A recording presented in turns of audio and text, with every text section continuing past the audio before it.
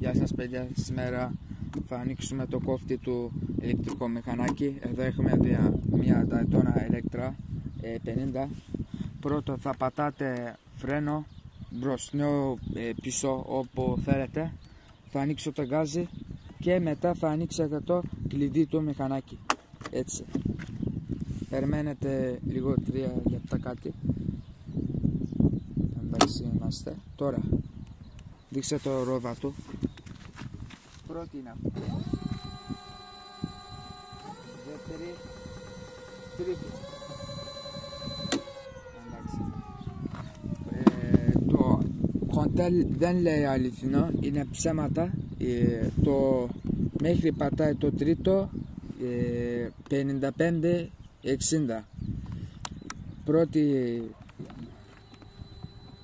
Πρώτη πάει μέχρι 32, έτσι μου είπανε.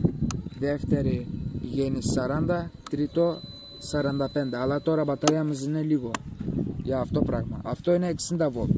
48 volt πηγαίνει μέχρι 45. Λέει αληθινό.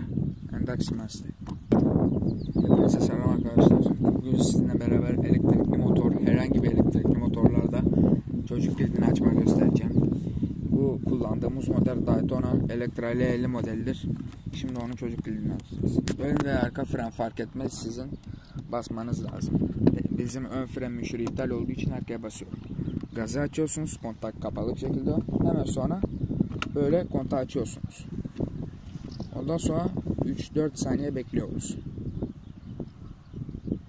Şu anda olmuş bulunmakta. 1 28 2 35 3 40. Gel kontağı ekran çek. Size eğer jantınız küçük ise hız doğru söylemeyecektir. Mesela şu an 28 diyor, ancak tam pillen ile 32 der, ancak 2'de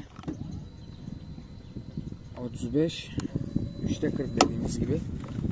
Küçük jant olduğu için dediğimiz gibi yalan söyler genellikle. Maksimumumuz mesela şu an bu 45 dediği tam pilleninde diyorum. 45 dediği ise 55 falan gidiyor. 2'de 40 diyor, ancak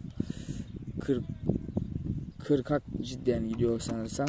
3'te gene o da doğruyu söylüyor sanırsam. Sadece 3.'de sıkıntı var arkadaşlar. Kapıyoruz.